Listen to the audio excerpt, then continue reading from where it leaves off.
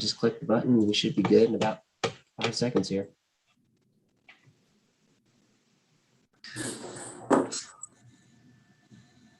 All right, Alan, just let me know when you're ready to start. I think we're ready, Tony. Good to go. All right. Good morning, everybody. I'm Tony Lathrop. I'm chair of this.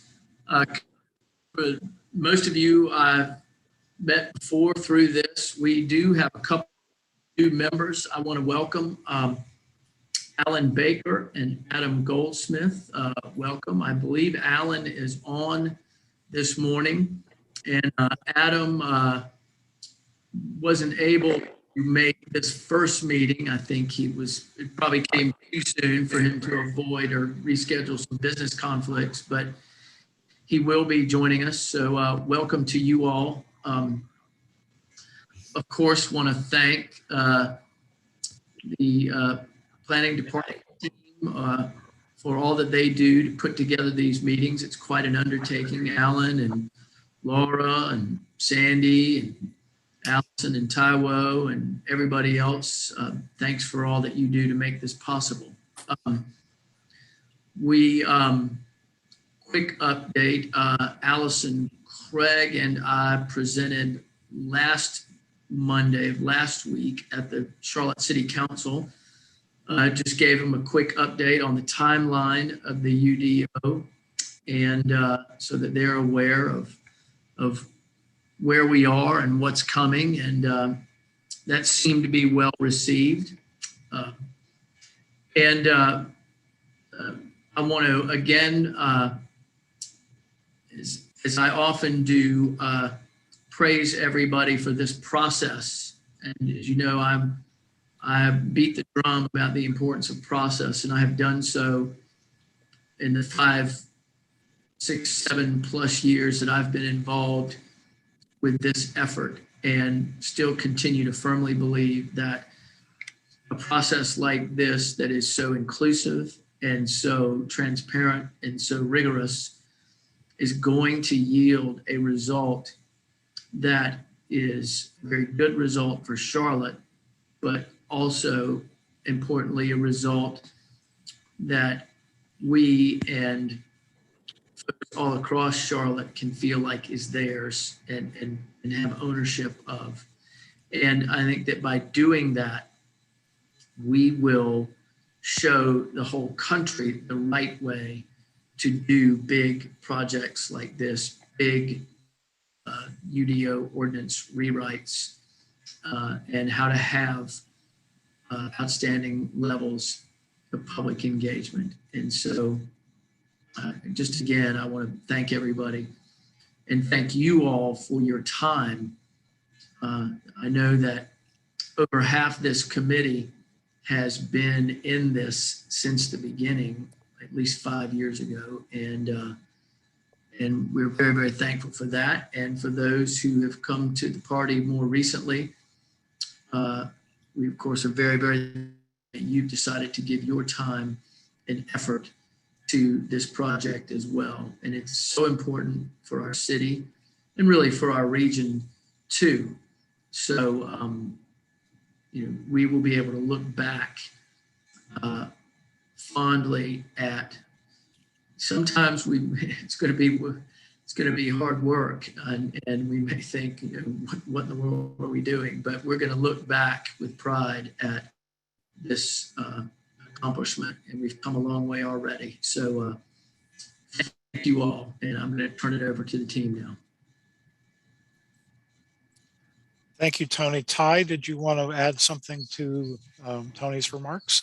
Yeah, I know that we have a short time, but I just want to say thank you once again, everyone. And thank you, Tony.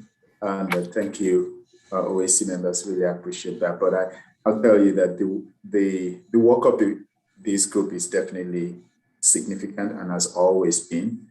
But I believe it took on a higher degree of significance after the presentation that Tony and Allison made to council last week, summarizing what you all have been doing for the last 3+ years, and especially in the last year or so.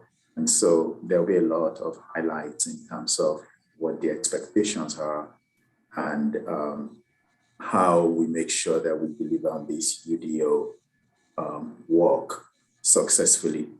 Tim will tell you that the first draft will come out next month, and then we're going to have economic analysis ongoing from that point after the first draft, and then there will be a second draft and prior to the public hearing.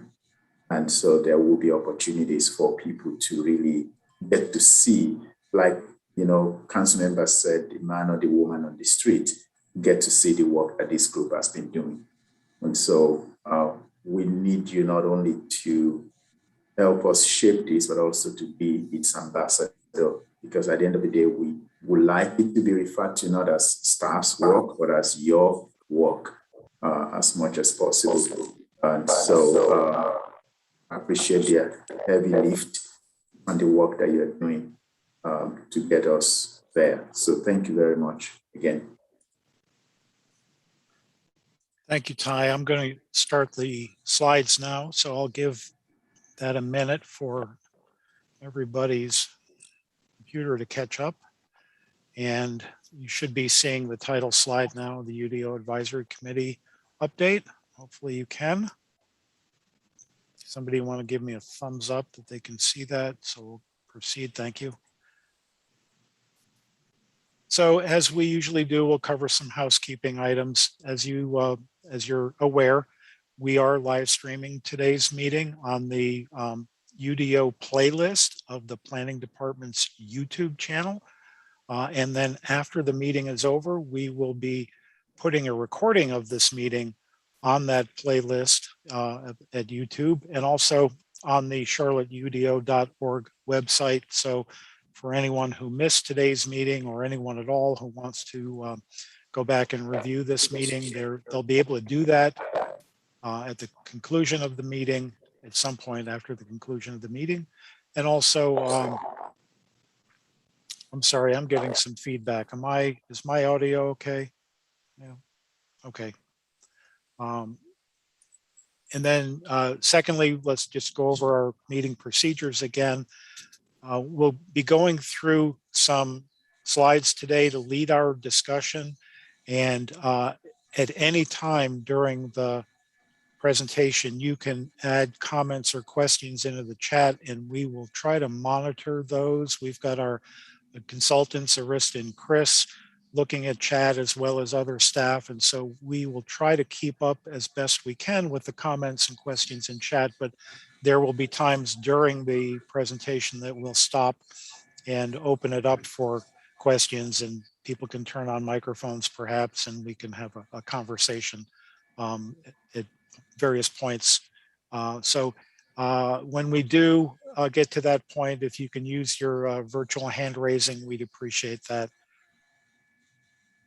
So today's topics, we've got 4 things we wanted to talk to you about today. We've heard back from a number of you that you wanted to go back and look at the neighborhood 1 zoning districts in particular, or the neighborhood zoning districts. So we did cover those several meetings ago, but now that the comprehensive plan has been adopted and we have more certainty on what some of those zoning districts will look like, we can go back and take a look at those and have a discussion about the neighborhood 1 zoning districts. Then we want to have a conversation about parking concepts. We've gone over parking at a previous meeting, but this will be, I think, more of a high-level conceptual conversation about how we should think about parking going forward. And then we've got an update on what our schedule looks like going ahead. And then what's going to happen to this committee once the first draft of the UDO is released. Where do you guys all go from here with us? So we'll talk about that as well. And then if time allows at the end, perhaps we can branch off and go into other areas with any questions. So with that said, let's get started on the neighborhood 1 discussion, and I'll cover this.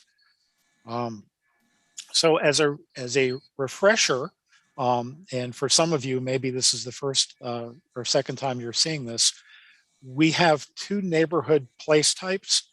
neighborhood 1 and neighborhood 2 with zoning districts that correspond to each of them. Neighborhood 1 being more the traditional lower density, single family, if you will, although not all, type of residential areas.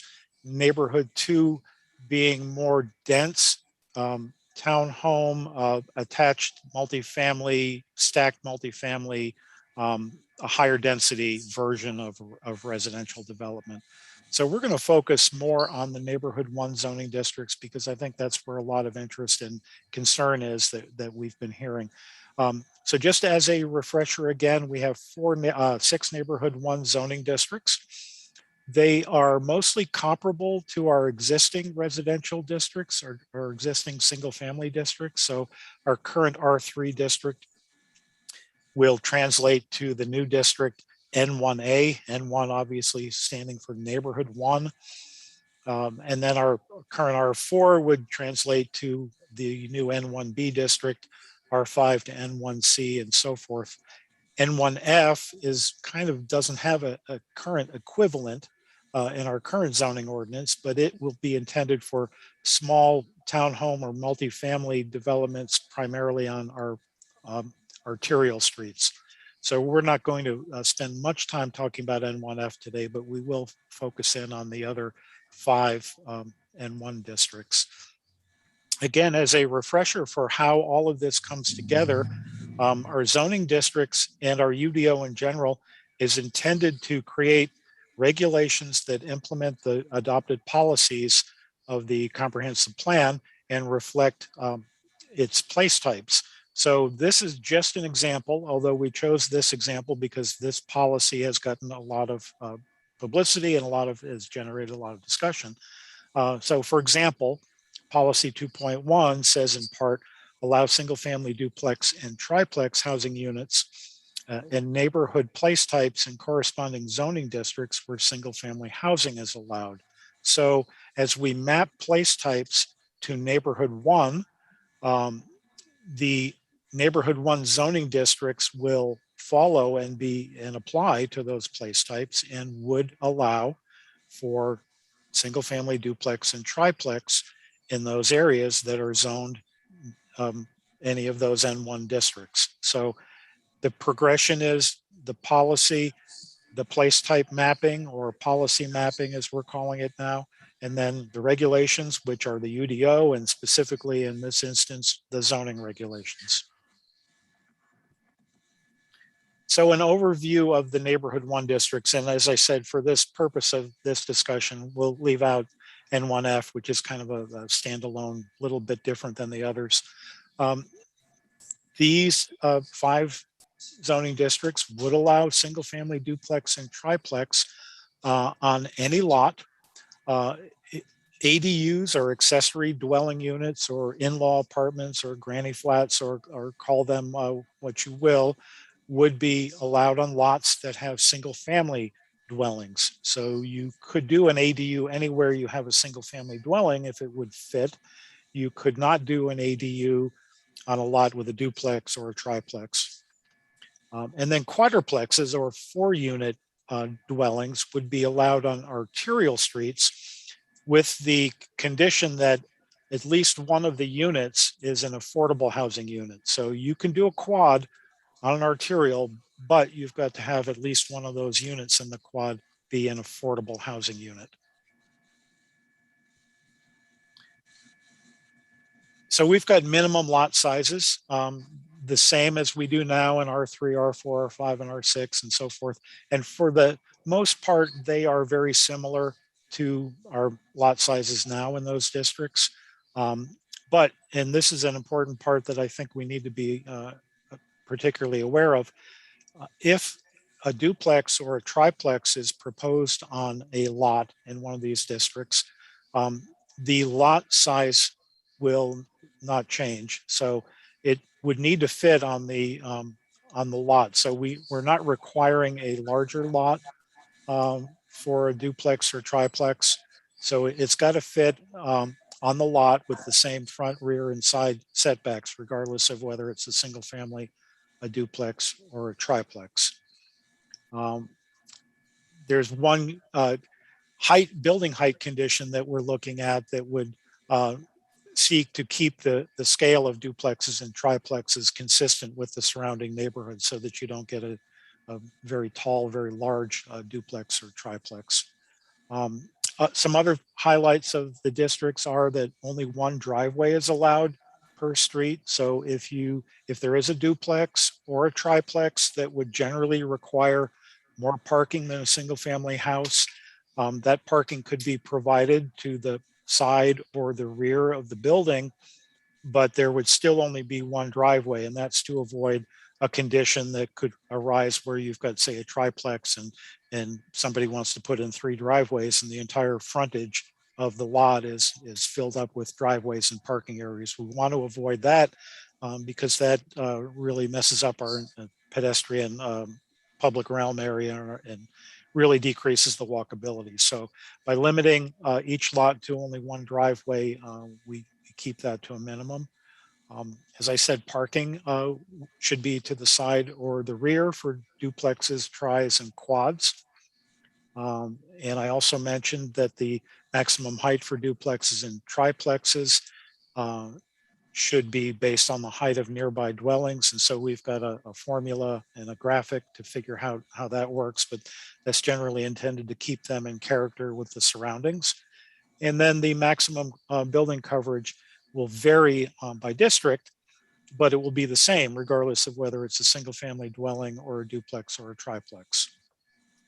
So the goal is to allow the duplexes and triplexes on lots where single family housing would be allowed, but to try to keep it within the scale and character of the neighborhood by not increasing lot sizes or heights or anything like that. We also have some other development options in the neighborhood 1 zoning districts. We've talked about these before, but let's go over them again. The cottage court overlay would allow for smaller lot sizes and smaller dwellings if they were centered around a common open space. This would be an overlay district, as well as the neighborhood character overlay district. And this has gotten a lot of discussion. We've heard a lot of neighborhoods potentially interested in developing a neighborhood character overlay, which could be initiated by the neighborhood on a voluntary basis. And the neighborhood character overlay district would allow neighborhoods within a defined area to establish some individual standards for development to preserve their unique characteristics. It could not be used to restrict a future development to only single family housing. We want to make that clear so that you couldn't use a neighborhood character overlay district to exclude duplexes and triplexes. That's not the intent of it. But you could use it to, for example, if a neighborhood was predominantly 1-story buildings and you wanted to create a different height, maximum building height than the zoning district that you're in, that could be something that you want to perhaps put in your neighborhood character overlay. So you can regulate some standards a little differently than the underlying zoning with this neighborhood character overlay. But there are limits to what you can do with that. There's a residential infill overlay district as well that could be applied. And this would regulate predominantly the height and the size of infill housing so that it would perhaps prevent overly large infill housing to be developed in neighborhoods with predominantly smaller, shorter houses, if you will. There's a conservation development option that would allow you to reduce lot sizes in exchange for shared common open space. And there is a mixed income bonus, which gives a density bonus if you provide some affordability to the new housing in those areas. So that's all very high level. I can see that out of the corner of my eye that there are a number of comments in the chat, and unfortunately, I haven't been keeping up with them, but it looks like our staff is doing a good job of keeping up on those. But Laura, do you want to kind of open up the floor now and go over comments?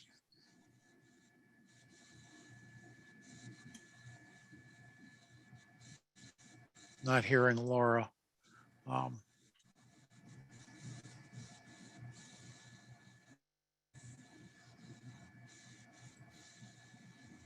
Okay. Okay, I think someone muted me again. Oh, He's and probably trying to help me unmute. Yeah, I think that's a good idea, Alan. okay. I think if we could just walk through the different questions. Sure. So do you want to start or do you want me to start? Boy, that sounds getting a lot of feedback. I don't know if anyone else is hearing that. It's probably my computer. Okay, so we'll go right back to the beginning. Would Keith McVeigh asks, would it be possible at some time during today's meeting to get an update of the place mapping process? Ty, I may put you on the spot for that one and see if you can provide an update on the place mapping or the policy mapping process. Yeah, thank you, Alan. So where we are right now is in the first phase of the engagement. There will be 3 phases of engagement in the policy mapping process. Initially, the first phase was supposed to have ended mid-August, but we've pushed that out to September 30. And the reason we've done that is because we wanted to provide the opportunity for more input from the community.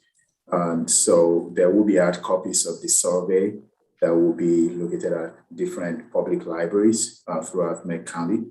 And then you all and other Charlotte residents will be receiving a postcard in your mailboxes sometime next week, I believe, where it will be a postcard where you can actually scan the QR code to access the survey. So please be on the lookout for those postcards. If you're in the habit of throwing away your junk mails, you may want to wait a minute before you do it and just look through properly.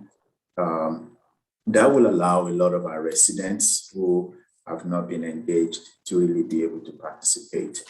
That process will lead to the drafting of a place type map, policy map, what we call policy map now.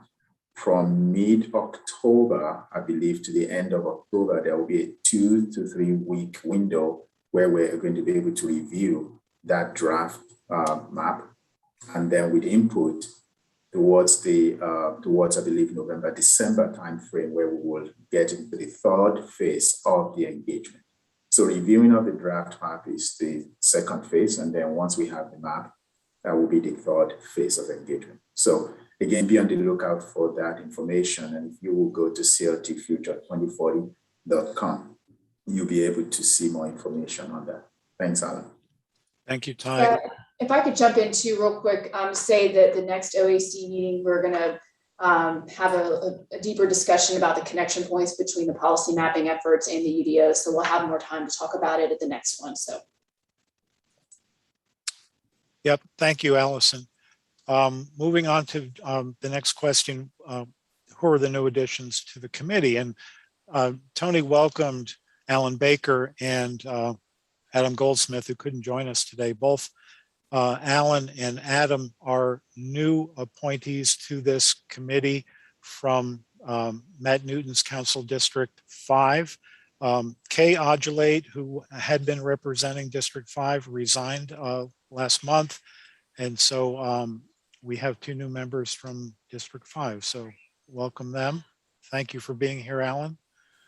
And then I see that RJ Harvey, who's a new planning commissioner, is here. Am I right, RJ? Yep. And let's see, Teresa McDonald asks, would basement, attic, and converted garage apartments be an ADU? Yes. Any of those could possibly be an ADU, a basement apartment or an attic. Obviously, there are some building code standards that would have to be met to create an accessory dwelling unit, but any of those could be an ADU, I believe. And Kevin, you're more familiar with ADUs than I am right now, but if I misspoke, please correct me. You did not misspeak. Okay, thanks. And then I see Allison has responded to Keith. So sorry, I missed that, Allison. I'm scrolling down the list. And Brent seconds that request. Dick Winters, when I mentioned one driveway per lot, is that driveway or driveway cut or circular drives out? You know, we had that discussion, Dick, and I'm glad you brought that up because I don't remember what our resolution to that was. Alan, it's driveway cut. Okay, thank you, Laura. I know we've Unless discussed anyone it. else understands differently, that's where we were headed. Yeah, thank you. I knew we discussed it. I just didn't remember where we landed.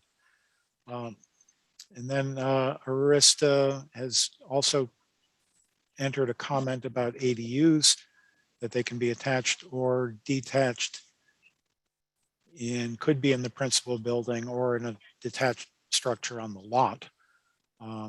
Eric wants to talk about minimum lot sizes and what they are currently, and could we look at smaller lot sizes around 1,200?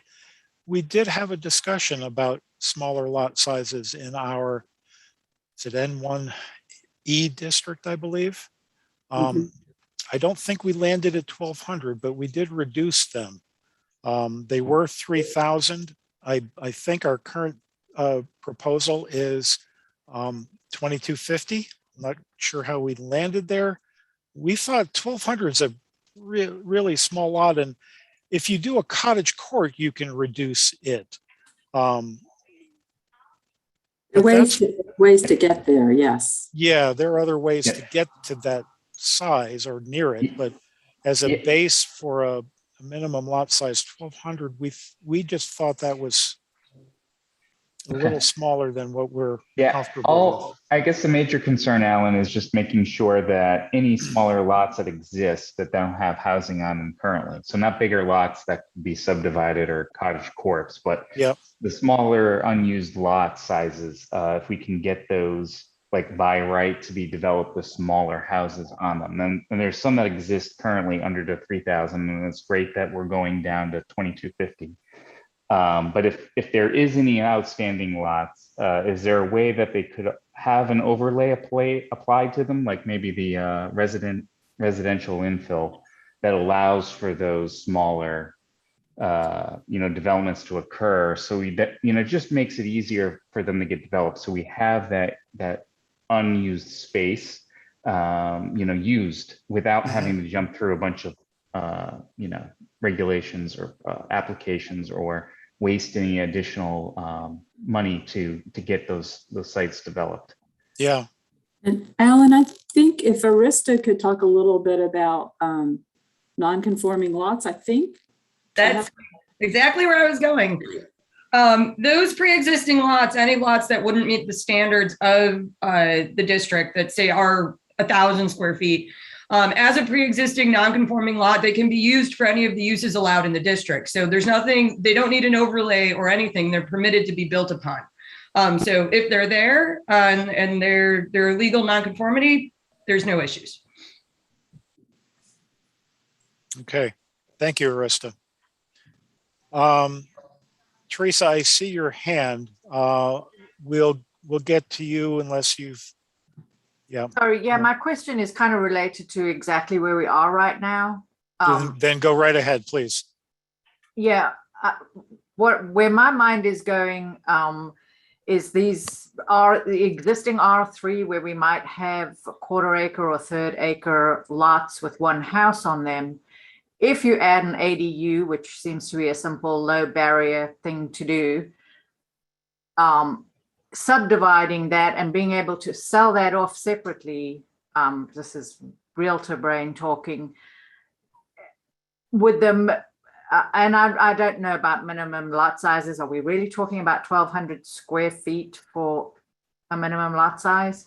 I believe in the N1A for the R3 equivalent, yes.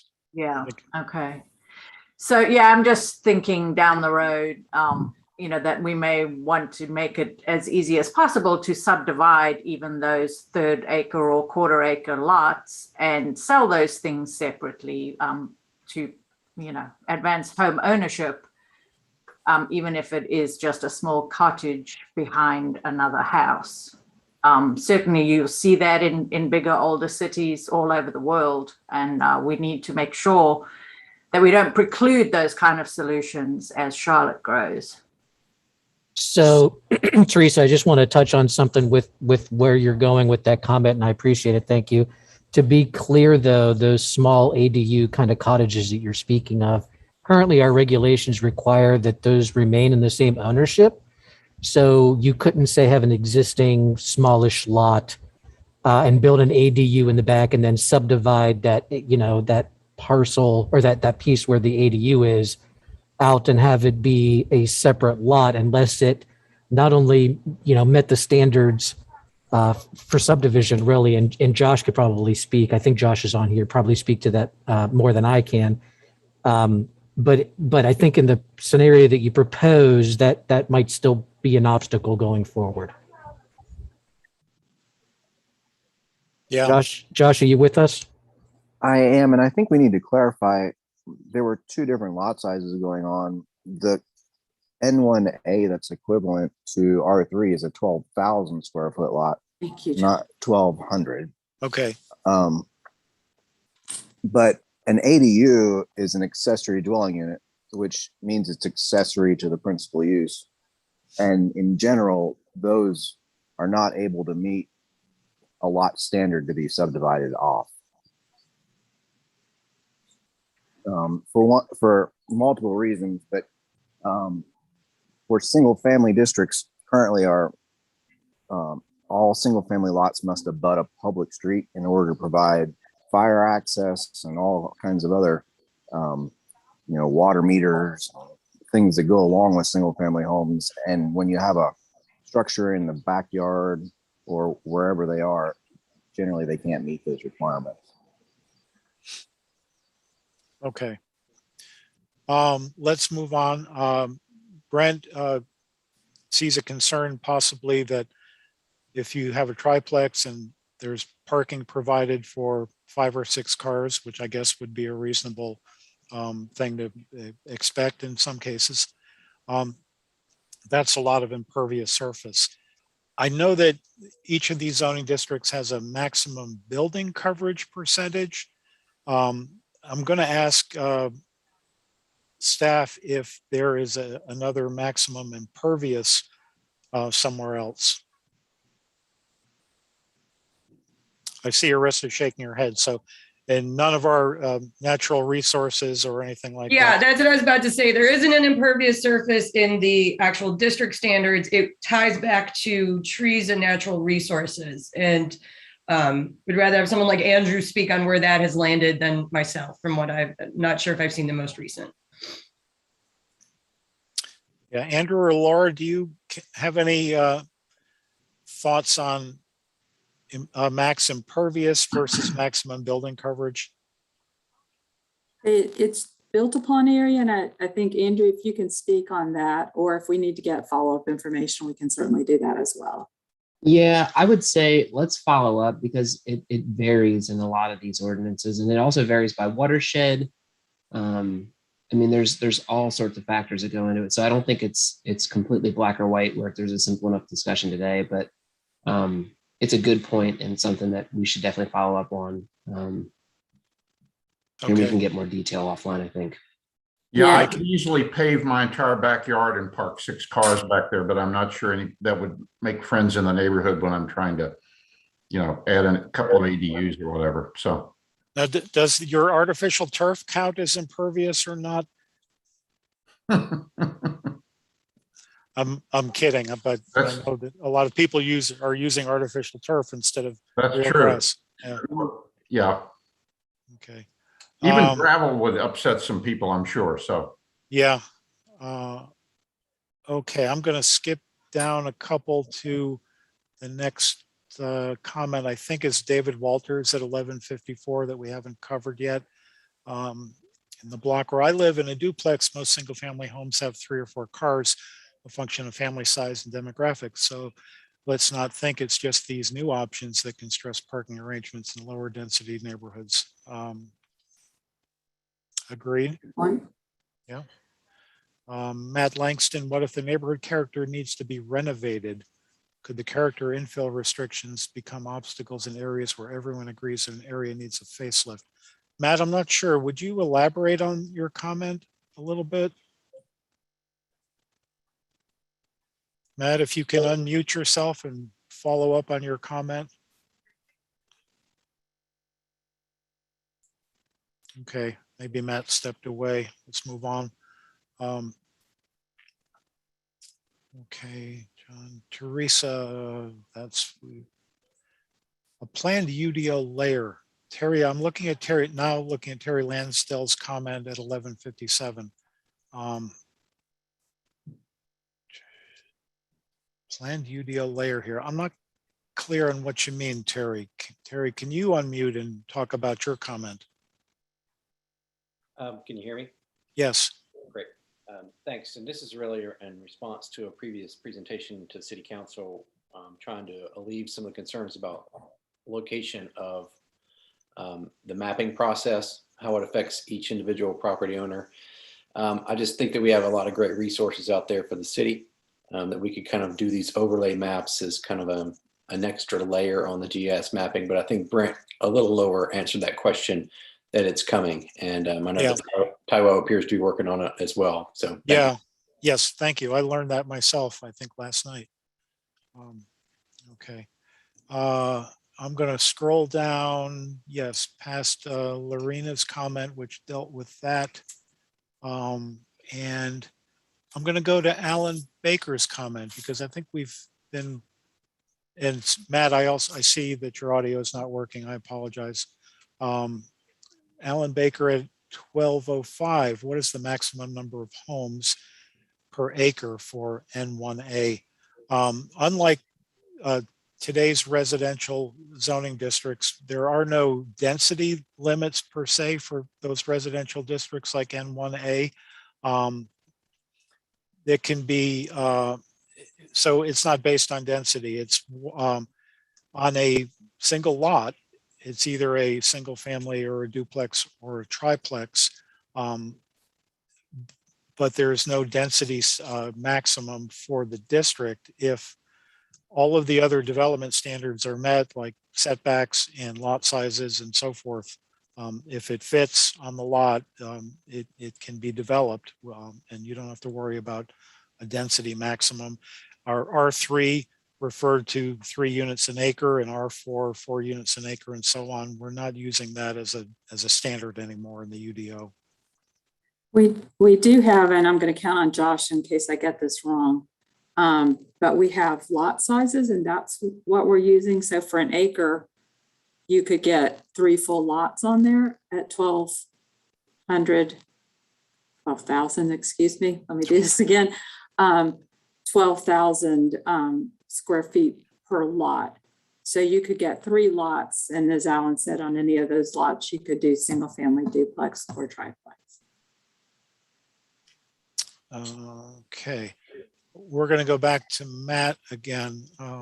If there are single family neighborhoods that are degraded for one reason or another, should we expect the place mapping to change the zone to something higher than N1, which would allow for a more comprehensive renovation of the area over time? I wish that's a really good question for when the we have that place type mapping presentation, because that is a little bit different from the mapping of the zoning districts. And I'm hoping that the team will be able to give some idea of how they're looking at what place types should be placed on different properties. Okay. So not to skirt that, but really that does have to do with what we want to bring back to you guys. And I think they'll be able to give you better information than probably Alan or I could. Okay. I think we're caught up with the questions in chat. Does anybody have a hand up that I'm not seeing? If not, Thank you for all those questions and comments, and we'll move to the next item on our presentation. Once, twice, 3 times. Okay. Laura, I think you're up, and we're going to have a conversation about parking concepts. Right, and this really will be more of a conversation.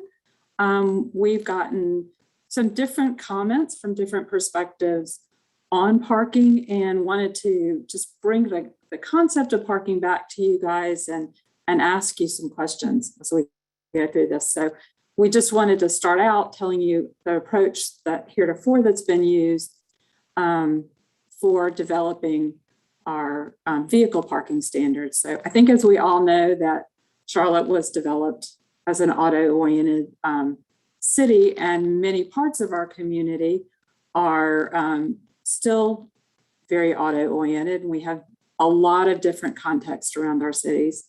And yet our recent policies are calling for many areas, if maybe not all, but many all areas to have a greater emphasis on multimodal transportation, some more than others, so to different degrees. So as we have talked to you guys in the past about the parking requirements that we have been looking at and gotten your feedback, and as we've continued to work through these, we've want to remind you that we've designed parking to have less emphasis on accommodating the personal vehicle, but we have also tried to align the parking requirements with the different contexts that are being developed through the place type. So we do have that 3-tiered approach based on zoning districts, and the zoning districts, each zoning district falls into one of the 3 tiers based on transportation and development goals and policies. So that kind of laying it out is, this is the way we have laid this out, is that the tier 1 would have minimum parking, but no maximum parking. So these tend to be the areas that we see as probably some of them remaining more auto-oriented in the future, or at least acknowledging autos. And so we didn't place a maximum on those. That was our thinking, is to let the market determine the amount of parking needed in those, but having some minimums. The second tier is our obviously middle tier, is to have both minimums and maximums for parking. So if you were in a regional activity center and you were developing a restaurant use, you would have a minimum amount of parking required, and you would also have a maximum for that restaurant use. So you would be working your parking number of parking spaces between the minimum and the maximum. And then the third tier, which is what we have in place for TOD, and also what we're proposing for UC, which is our uptown district, our, inside the freeway loop, high-rise towers back behind me, would have no parking minimums except for a limited number of uses. And this is the way this is set up now, and this is what we want to talk to you guys about, and maximum parking in the district for all uses. So that's the way we're set up now. And if you go to the next slide, just again, kind of talk through this, but the tier 1, minimum, no maximum, are more vehicularly oriented. You can see some of the standards on here, and some uses do have different parking standards based on their unique characteristics. So non-residential is typically 1 per 500, but car washes and correctional facilities, for example, have different standards. Tier 2 is, again, that middle where you have both a minimum and a maximum. The maximum doesn't apply to parking structures. I think we're still looking at that. So I'm going to put a little caveat in there. These are more urban districts, IMU, IC2, So IMU being the innovative mixed use, our more urban campus district, neighborhood centers, urban edge, our community activity centers, the more intense one, regional activity centers, and our more intensely developed multifamily district. And so you can see the spaces. I won't read those to you, but again, some uses having different from what's on the screen. And then with the tier 3, this is based on the TO districts. This is what's in place now. The minimum, we only have a minimum for certain uses as it's laid out right now. Performance venues, micro production of alcohol, nightclubs, restaurants, and bars. We do have maximum on all uses, and you can see typically for residential, 1 space per bedroom, and then a range for non-residential. So what we've tried to do, and what we want to come back and get some more feedback from you guys on, is we've tried to align these tiers with the context in which they'll be located and the development and transportation goals, recognizing that we're a very large city that has a lot of context that we're dealing with. And so we really wanted to have some discussion today. We've heard a little bit of feedback from folks to really hear from you. Does this 3-tiered approach support the transition from an auto-oriented city to a city that aspires to offer more non-transportation options, and recognizing that we're in one place today, we expect to be in a different place in 2040, and that frankly, transition occurs over time. Do we have a good starting point for that transition? With what we proposed, are there any near-term unintended consequences? Do you have examples of those places where you're thinking, like, yeah, this in theory sounds good, but maybe not so much in reality? And as we're trying to make this transition, are there tools that we should be looking at that may be outside of the regulations to support the goals and address any unintended consequences, as well as supporting those tools? And if so, what are the examples? So we really just wanted to open this up for feedback. So I don't know how to do this other than maybe going to the chat. And I know that's going to take down our questions, but hopefully maybe people want to jot down the questions or things that they want to respond to real quickly. And then well, actually, we can leave this up here. I just want to be able to see it when I'm yeah, Laura, what I was going to suggest is maybe I will stop sharing, and I think people's screens will go back to seeing more people, and we can see the raised hands a little bit better. And then we can go back to the slides when we move on to the next section. So. And I need to, sorry, getting to the top a little bit further up in the chat. Yeah, I think we start at 12:17 with Eric. Eric's comment that we need to have more districts in the 3rd tier, and he would prefer that we separate neighborhood 1 instead of all neighborhood 1 districts being in the lowest tier, tier 1, that they be separated out between the tiers. Eric, give you the floor if you want to just make your case. Originally, and I sent this, that I suggested that we remove the 3-tier system and move to a 2-tier system, just reducing that, removing the first tier that you have proposed with no maximums, and just really simplifying it to having 1 tier that has minimums and 1 with maximums, and then a tier 2 that has no parking minimums with parking maximums. And then shifting the districts around to fit into those 2 tiers, which would then accomplish what my comment was, to get more tier districts into tier 3 your current tier 3 that would become tier 2. So basically, what your question, to answer your question, we're auto-centric.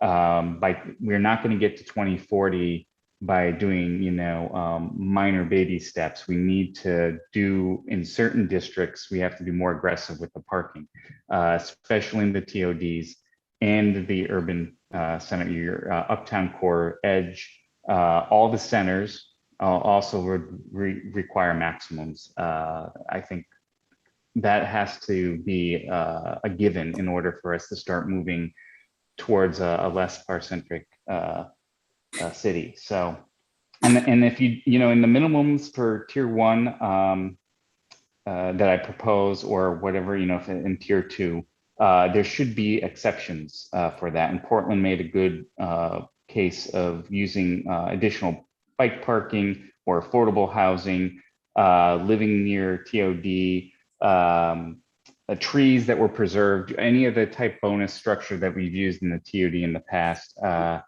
to be able to get out of some of those minimums. We've had developers trying to build, without the parking requirements, and just barely getting through city council on the vote. So if we built some of that flexibility into the code, that would also be helpful. There's a lot more I could go on about this, but it is required to really to be more aggressive on this parking, and we're overparked in a lot of places that are near transit. Uptown is a giant TOD area, and it has way too much parking as it is, and we really need to focus on trying to reduce that as well. And as far as TOD, we're under 0.9, I think, was current code, and and it's not in the slide for tier 3 currently, but we need to make sure that gets preserved as well. We don't want to go backwards and add more parking in those areas. And I can't say with certainty on every situation, but I don't think there's any place where we're adding higher requirements. They are typically being reduced, particularly as you get into that tier 2 and tier 3. I mean, obviously with tier 3, you have a maximum, so there's no additional requirements, but as we're looking at our standards, they are, I think that's one of the things we're also trying to do, is incrementally bring down the minimums as well. So feedback on what you guys have heard from Eric?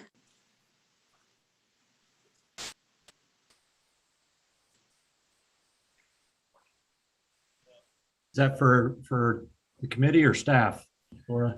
Oh, no, for the committee, sorry. Yeah, we'd love to hear from the committee, because Eric's point of view may not be everyone's point of view. Yeah, I would agree with Eric in the urban areas where, when you limit parking on site, there is not other options for someone to go park.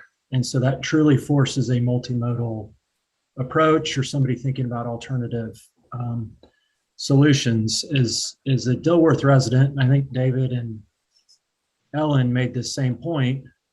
What occurs a lot in Dilworth is, if there isn't enough parking spaces in a parking deck that was built, people just park in the neighborhood. It doesn't actually promote people using bikes or other modes of transportation. And so I think it's going to have to be a nuanced approach, because just limiting parking doesn't necessarily get the outcome in every situation. So, Laura, back to your original question, since we didn't see the other multimodal aspects outside of just parking, it's a little hard to answer some of your questions if this is going in the right direction for me. Kind of have to see it all together. Because just restricting parking isn't going to get the outcome we need in every case. And then I don't have even after all these years on the committee, I don't have all these districts memorized. So it's a little hard for me to even remember what districts those tiers really related to. So maybe you could send some follow-up where we could review it later on. We can certainly do that. I think one thing, Nate, the two things that I think that I heard it from you is just limiting parking doesn't get us to the solution. I think the challenge is that is the primary tool that the UDO has. Obviously, the UDO is going to require sidewalks and in some cases, bicycle facilities and so forth, transit amenities. But what are the other things that you or others see as being needed for us to transition? Yeah, I don't know. I'm just saying is most residents, even uptown, we sit here and look at how many parking decks are uptown. The amount of surface parking lots people utilize, because my office is up here, I mean, 50% of our staff uses surface parking lots, and those are significantly being reduced for development. So there's a dynamic of parking that's going to change in uptown in the future as well. But I don't know. That's why I was curious when you mentioned multimodal, what the other components of the UDO would be outside of parking. So I'd have to think more about it. And Nate, could I just add, you're right about surface lots going away, but the thing is here, then they're required to put, or they're putting parking in structures in, which is, driving up costs. So if we had those maximums and aggressive maximums in place, that would transfer that money from going into structured parking into other things. One being, affordable commercial space for small businesses or residential housing, right? So it's not just about stopping folks from driving, it's also stopping the waste of space and money that goes into parking.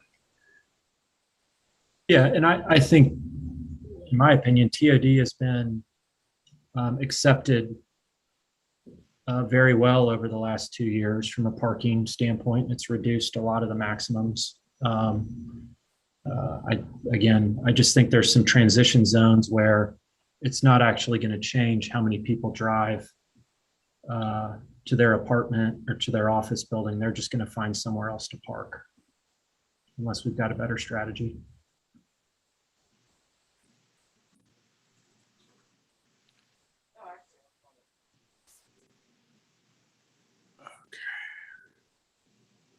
I think then anything else on that? I can't see hands, so Alan, I need help from you. But Yes. John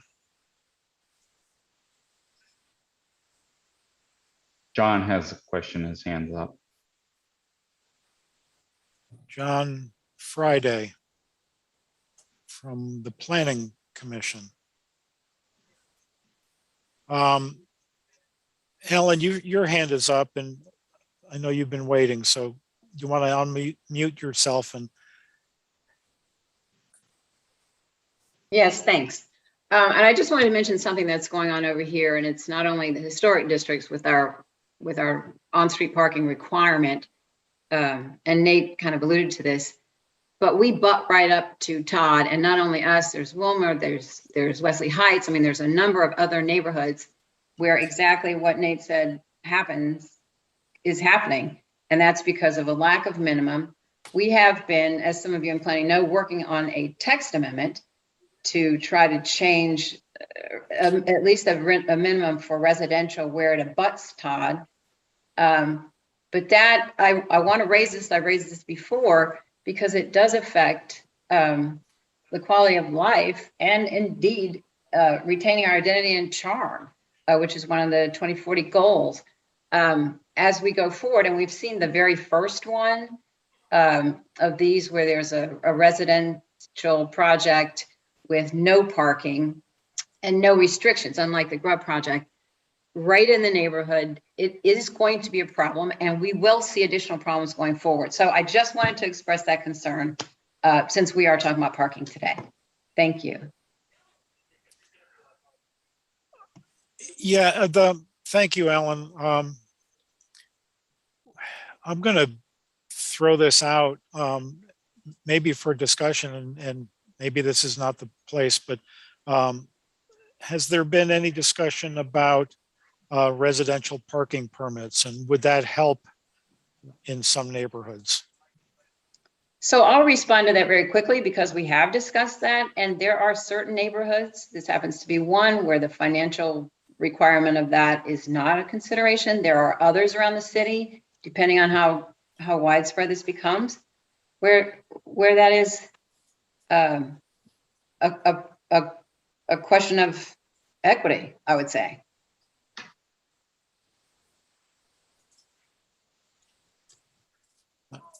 Eric, your hand is up.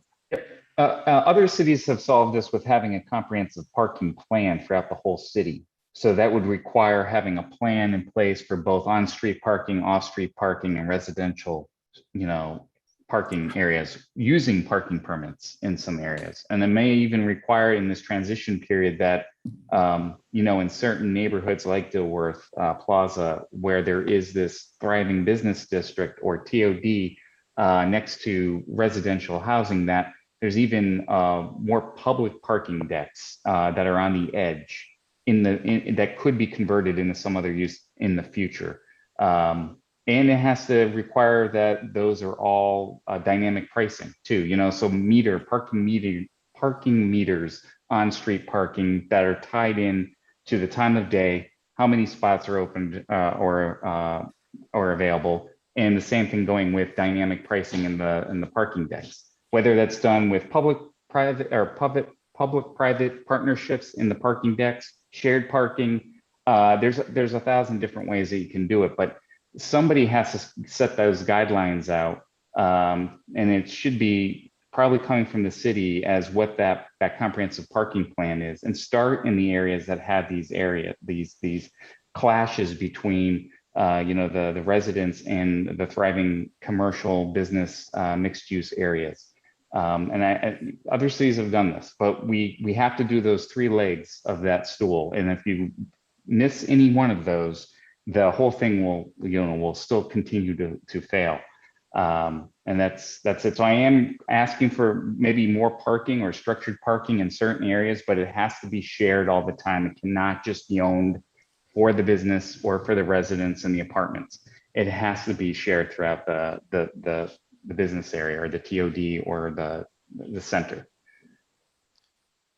And our UDO will propose to provide some benefit to developers of parking facilities that make a certain percentage of their spaces available at certain times of day, if not 24/7 for the public.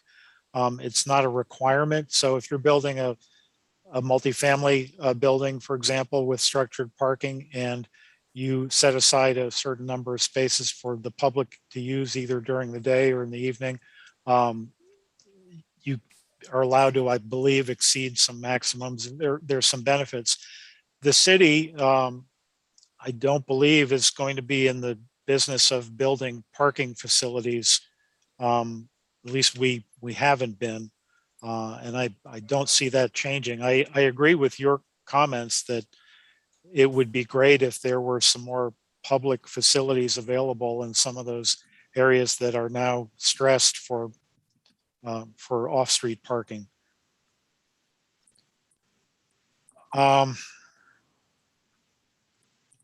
Laura, shall we continue to go through comments? Yes, I think I've lost track a little bit. So if you we've been hitting a lot of these and I think some of them have been answered already. And then I'd like to go to Alan Baker's comment at 12:25, because I think this is interesting, maybe deserves to be at least discussed. In East Charlotte, parking is not the reason why that portion of the city is still auto-oriented. He points to the lack of sidewalks, street lights, and streetscapes.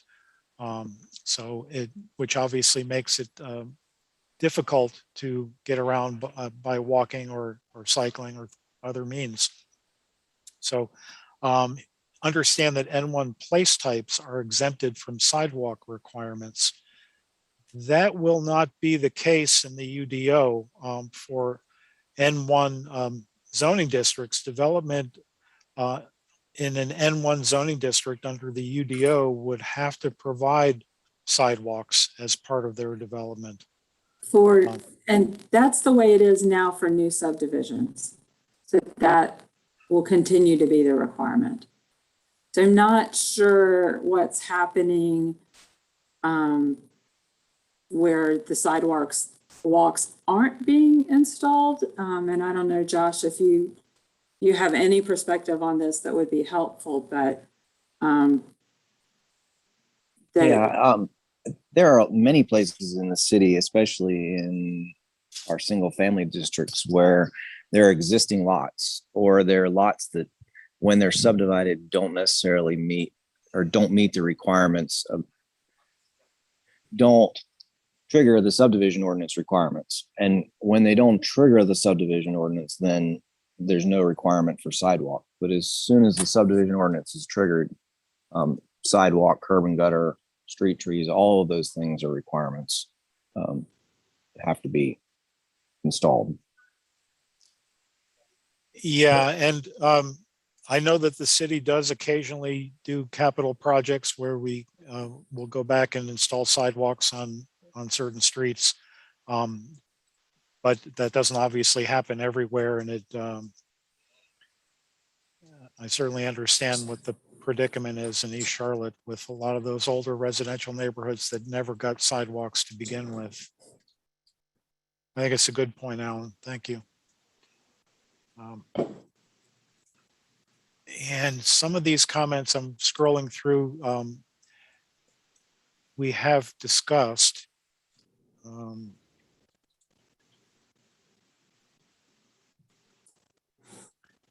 Granted, 1229 doesn't think our three-tier system is aggressive enough, agrees with Eric.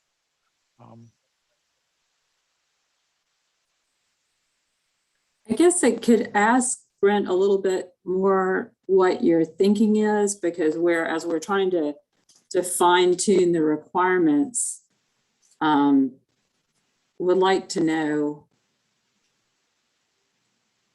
because this is something we talked about a while back. And so now we're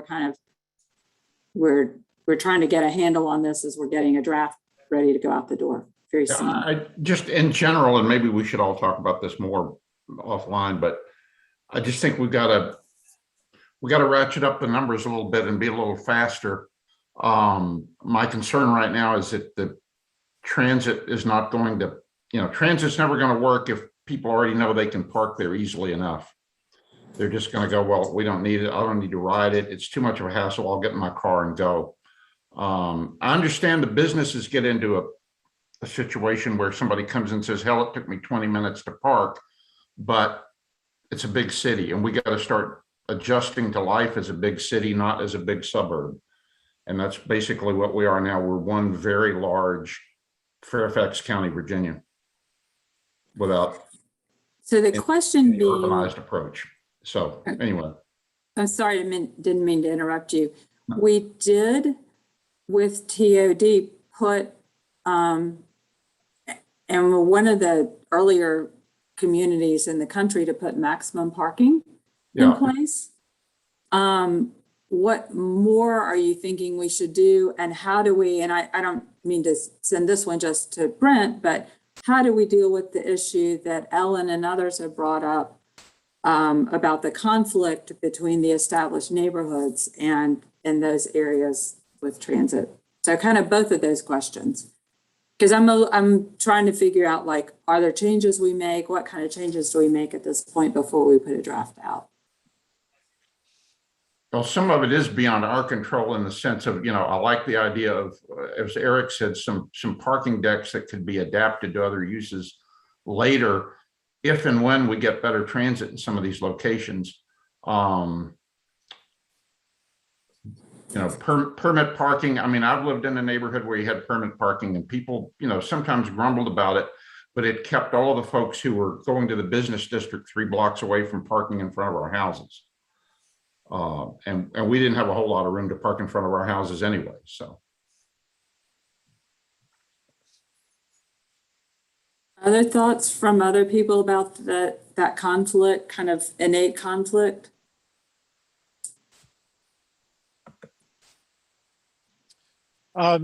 Terry, you've made a couple of comments here about wanting to see streetscape designs in the UDO to help you understand this issue. Could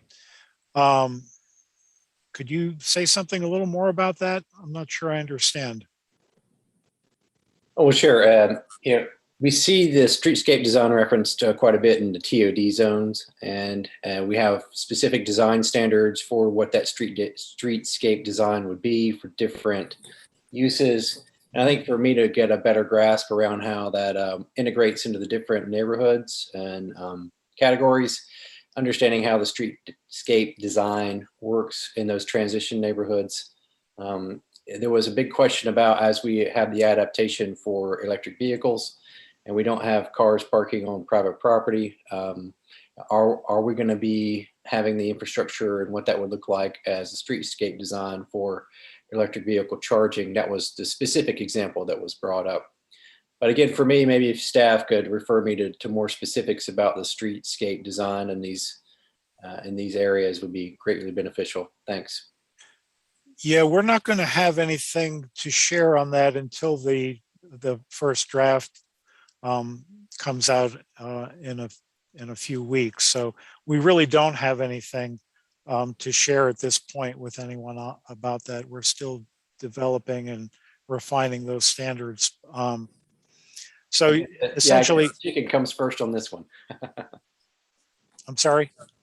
I was just making a joke. I guess the chicken comes first on this one. It's a well. Yeah. Well, we did talk about that with the subdivision streets and infrastructure, the requirements and the streets map and so forth. So that may be a good video to go back and look at as well. May help with that.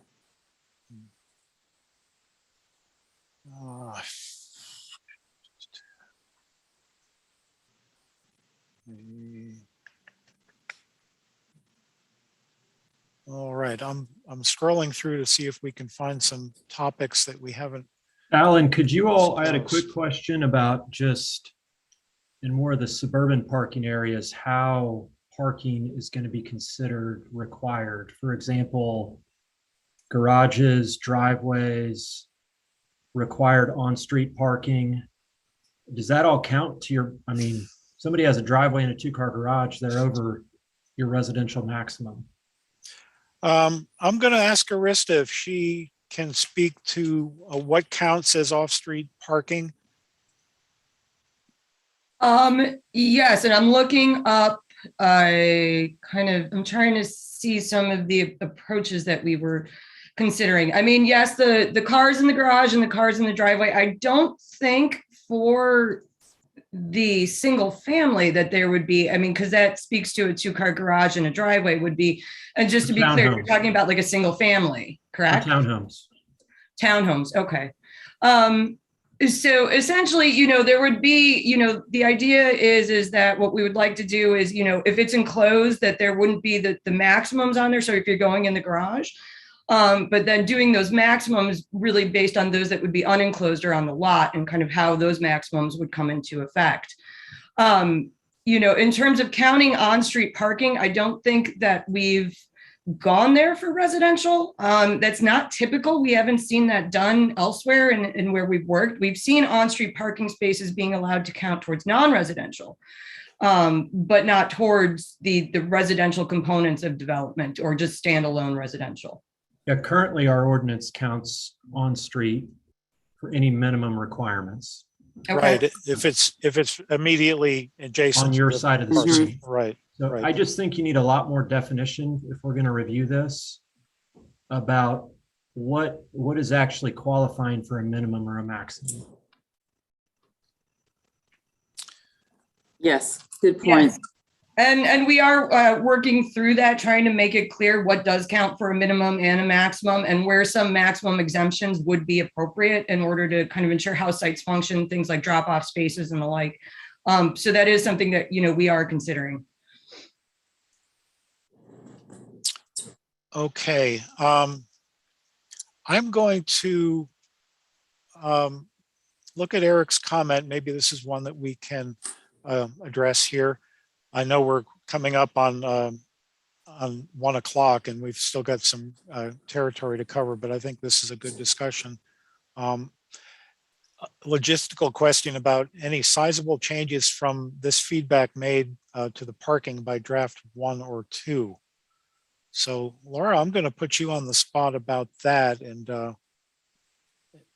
ask you to maybe talk about how we're going to use comments. And we're going to go back and look at this. I think that the two really big topics is do we have the tiers right? And some suggestion that we need some adjustment there. And I think we've heard what do we do in the in really at the edge of neighborhoods and more intense development. Are there within the UDO? And then I think we've also heard parking and so forth needs to be looked at much more comprehensively, and that the UDO is just one piece of it. Is that a decent summary of kind of what we've heard as far as issues go? Laura, the only thing I would add too is just, concerned about the uptown edge districts as well. We really haven't talked much about those at all. So that would be the only addition. And just to follow up on that question I asked was just if you could give, it doesn't have to be about parking, but any feedback. What is that process going to look like? How much is really realistically going to get in there for the draft 1? And I understand that that's probably, I understand that you probably get maybe some small changes in that makes sense if that. But realistically, what is, I think it's going to be draft 2, right? That any of these larger concerns, really, that's what's going to be the opportunity for those to get worked in. Is that correct? Or correct me if I'm. I think that's fair, Eric. To be honest, I think we can make some adjustments right now. I do. And as I'm looking at one of your comments, I would like to put it out there. And I think maybe your suggestion, because I'd like to get more feedback on that, on having the 2 tiers.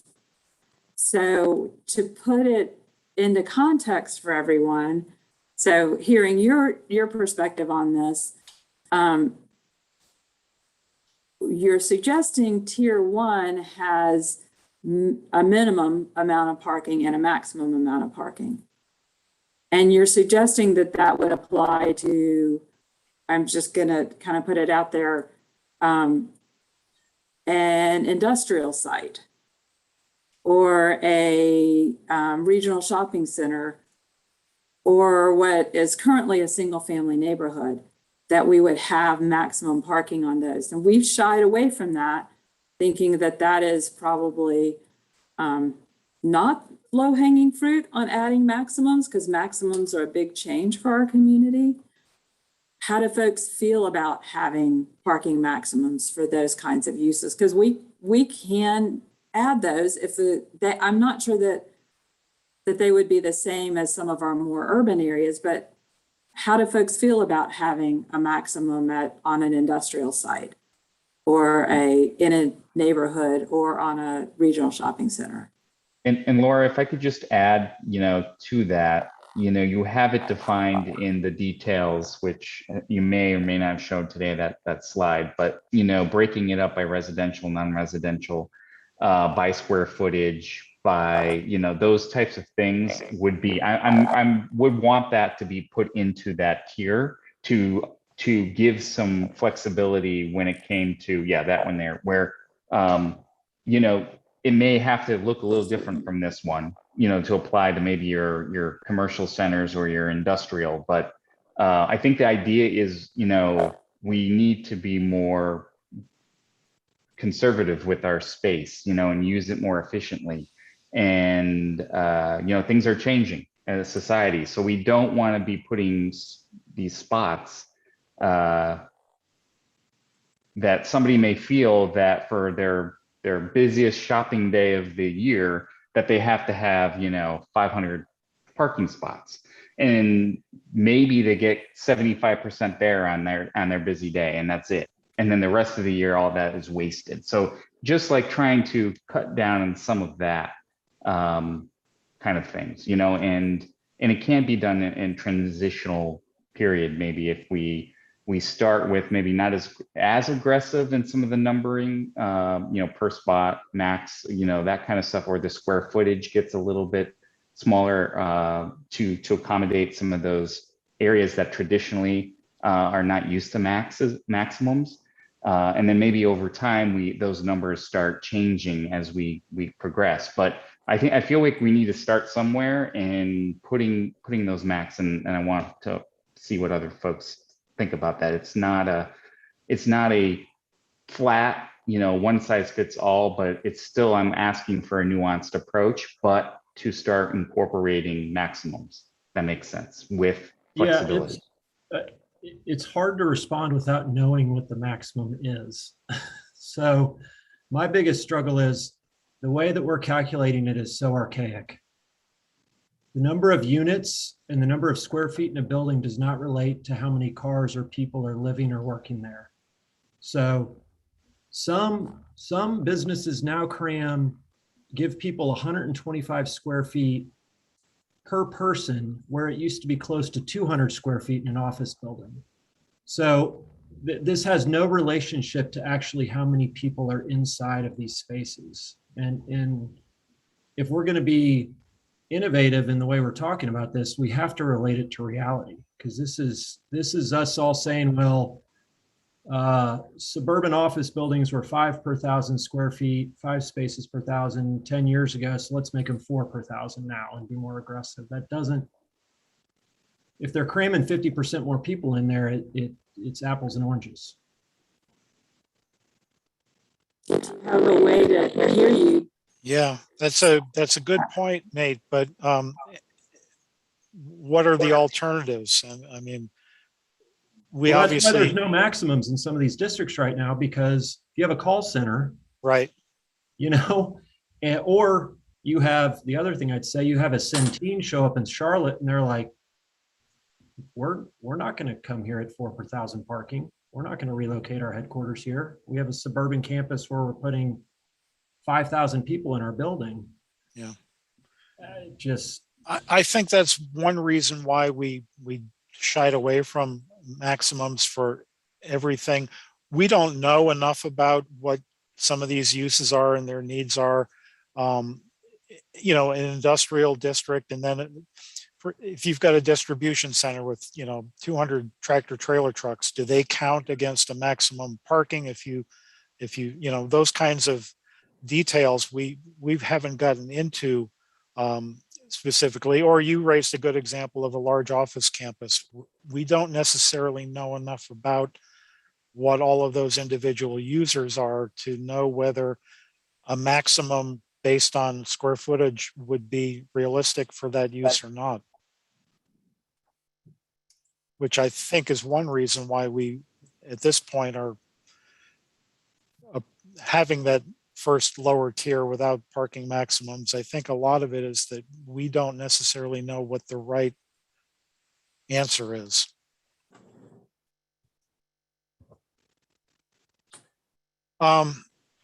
Laura, how do you feel? It's 12:57. Do you want to stay here? Yeah, first for a minute, let's scroll through. I'm still scrolling through, I'm sorry. No.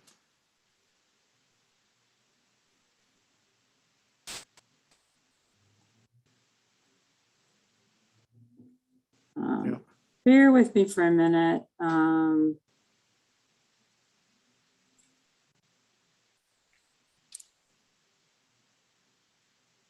see. So one thing I want to ask, I'm gonna pick on Nate because he put this in here. To clarify, established neighborhoods just aren't historic. It's anywhere where density in neighborhoods are adjacent. South Park, Valentine, Park Road Shopping Center, so on. A particular thought about that, Nate, and kind of what you would recommend in that area? I was just we were focusing that neighborhood discussion on TOD density adjacent to historic neighborhoods. By 2040, our growth is going to be a lot more than what's adjacent to Dilworth or Plaza Midwood or NODA. And so there's a lot of density coming to our other, what we used to call mixed use centers. And that density and that adjacency is going to exist with parking in those locations as well. So I just didn't want to make it a, Dilworth Plaza Midwood discussion. But are you saying that that same issue should be considered in those areas around our activity centers? I would think it's where density intersects with single family.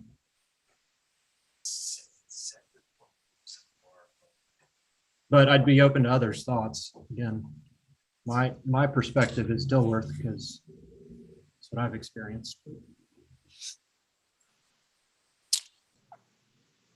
Scroll and see if anything else, maybe just anything, final comments, if anyone wants to raise their hand and Alan can call on them. I don't see any hands raised on my screen. Let me go to the second screen, make sure I'm not missing any. Hey, Alan, yes. I just want to say something really quick because I've got to jump to 1 o'clock. This has been a really good discussion on what I think is a really tough topic. And I wanted to go back to Eric's comment about whether there'll be sizable changes when the first draft comes out. And I'll say Laura's probably right in that we're not going to have a completely different approach and have it totally different than what we're doing now, but that changes in things like tiers or numbers, as the nature of regulations are, can create sizable changes. So I just wanted to say that we do take these comments and suggestions that y'all are making and go back and think about what we might want to do differently. So I just wanted to reiterate that this these kind of conversations really do, go back to the team for discussion and to figure out what we might want to change in the next draft. So, but thank you, everyone. Sorry, I've got to run, but I appreciate all of your time. And if anyone has a few other questions, I'm sure staff can stay on to answer this. So thanks, everyone. Thank you, Allison. Arista. Yeah, I wanted to provide a little bit of kind of a larger perspective on this, just as ordinances are being drafted kind of across the country. I wanted to say that parking is probably one of the biggest issues that continues to come up no matter where we're working, whether small or large, and these conflicts in particular between kind of activity centers and adjacent neighborhoods and the idea of moving less away from an auto-centric kind of future. And so, kind of talking about the issues of going between draft 1 and draft 2, I think it's important to remember that while we're a big group, the city of Charlotte's an even bigger group. So the idea is we're going to have to get a lot of different perspectives from a lot of different people kind of across the city and see how they feel about these things as well. So I would say from when we've been drafting ordinances, when we see the biggest changes, it is from draft 1 to draft 2, because you're filtering in kind of a whole set of public comment, weighing that against the policies of the comp plan. But it's something I think that you'll see as the ordinance becomes public and goes out to the citizens. You'll see even more discussion on this and hear even more concerns from people regarding things like, the Dilworth situation that we've kind of brought up as an example today and kind of how to handle that. So, it's just important to keep in mind, no matter what we come out with in draft 1 isn't set in stone. It is intended to go out to a very large group of people, all of you in Charlotte, and really get a variety of perspectives. And there may be situations we're not even thinking about right now that the public may bring to us. So I just kind of wanted to bring out that broader perspective on this. Thank you. I'm going to start the slides again so we can get through the last couple of items on our schedule, which we should be able to do fairly quickly. And apologies for not being able to end at 1 o'clock, but we have actually scheduled 2 hours in case we go over. And I think we are now officially over. Now. Yeah. So Laura, UDO schedule. So I know this is, you won't be able to read this slide probably, but we can certainly share it with you outside of this meeting. And if we look a little bit, sometimes like deer in the headlights, it's like, are we going to make big changes before then? We are getting the draft out the first full week of October. And so we're going to do as much as we can to make adjustments. And conversation today again on parking was really good. So we're going to go back even through all the chat and so forth and relook at this. So once that first draft comes out, and so if you can follow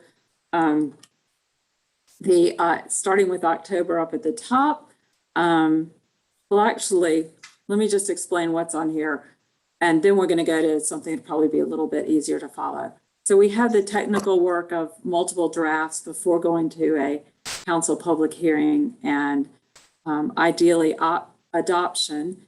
In that process is also an economic impact analysis that will be looking at changes from our current regs to new regs, public comment periods, multiple public comment periods, and lots of public engagement, as well as frequent trips to see City Council, Transportation Planning Environment Committee of City Council, our Planning Commission, our Planning Committee of the Planning Commission, and we'll talk in a few minutes also about the Ordinance Advisory Committee. So we really see kind of when we get the draft out as a little bit of a reset for the OAC. So we'll talk about that in a minute. But more specifically, Alan, if you can go to the next slide, we'll release that initial draft of the document, and we'll be between October and January, mid-January, looking for comments on that first draft, which we anticipate will come from OAC members and non-OAC members as well. So we don't want to suggest it's only for people that are not on the OAC, also comments from this group as well. We will consolidate those comments, look at where we have themes, look at where someone has brought up what will be inevitable mistakes or things that we have just missed. So we're not going to have a perfect draft out there. We're going to have the best draft we can in the time frame we have. We will then go back and we'll be talking with you all about the themes that we're hearing. And then be making we'll be making changes in a red line version to release a second draft that will then go out again for more public comments where we'll say, these are the big themes that we heard. These are the way we changed this. What does the public think? Were we on the right track, not on the right track? And then we'll be coming back after we gather those comments and have that engagement. We'll come back for looking at a May of next year council public hearing draft produced and a June hearing. So we'll have the draft in a month ahead of the hearing so that everyone has plenty of time to look at that and be prepared for the hearing. After the hearing, it will go to the Planning Committee of the Planning Commission. That's how their interlocal agreement is written. So there's the larger commission and there are two subcommittees, one zoning and one planning. Ironically, this goes to planning instead of zoning. Based on the recommendation of the Planning Committee, we'll have an adoption draft or adoption drafts, depending on if the committee and staff are all in the same place. We may have some options on some language. Comments at that point will be going directly to council. I'm sure plenty of folks will be talking to their council members and looking for UDO adoption in July of next year. And just maybe this may be in some people's minds, but once the UDO is adopted, when does it take effect? And so we're looking at, it will probably be about 3 months after adoption before it goes into effect. We are going to be doing a lot of engagement on this with videos and information on the Charlotte UDO and Planning Department website. Again, the public comment opportunities I mentioned, a range of virtual and in-person meetings and events, depending on where we are with COVID as to what we're doing with in-person. I'll just always put that caveat out there. If it were tomorrow, we probably would not be doing in-person events, but we're hoping things will change. Regular social media posts, again, reviewing those comments, creating the red line versions to show the changes to the draft. And we see the OAC continuing to serve until we get to that public hearing draft. So we see this as a sounding board. I know that one thing that has probably been challenging for a lot of folks is that you're seeing concepts at a high level and you're not getting to see the actual language. We're pulling all that together. It will be all in that one draft.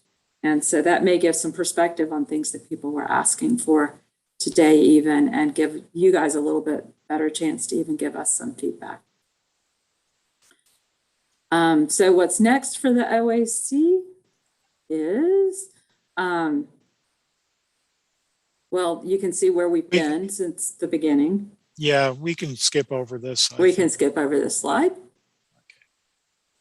As I mentioned, OAC will continue to remain active and engaged.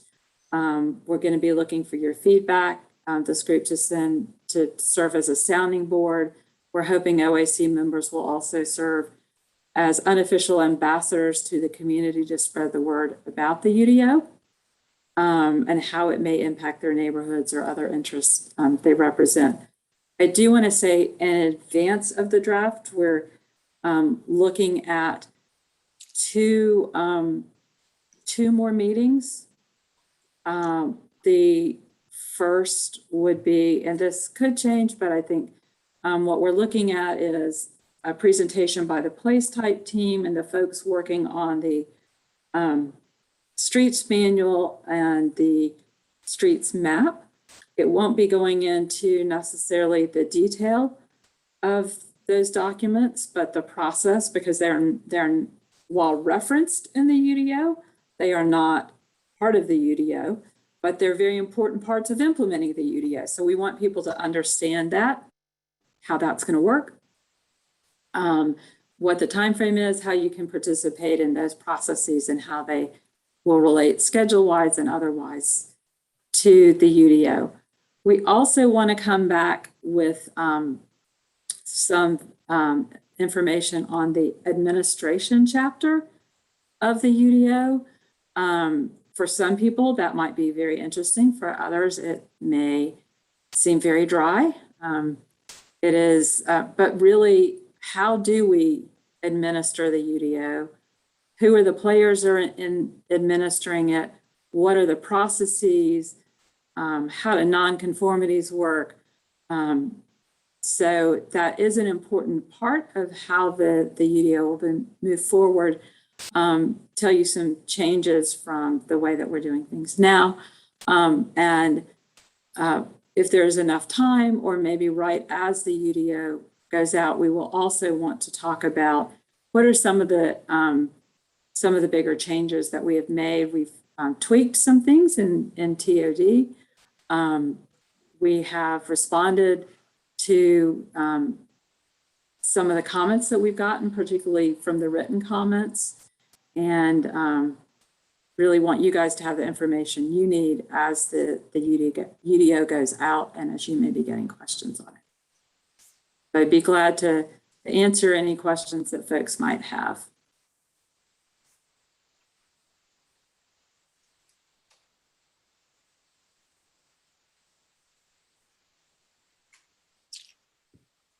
And seeing no hands raised, unless I'm missing them. Alan, help me out here. No, I'd also don't see any. So thank you all for coming today and staying a little late with us today. Most of you are still here, so we're very grateful for the discussion that we had with you today. And we will go back and review our chat again and discuss everything that we've heard today with our staff team as well as our consultants. Thank you, everyone. Thank you. Have a good afternoon. Yes. Thank you.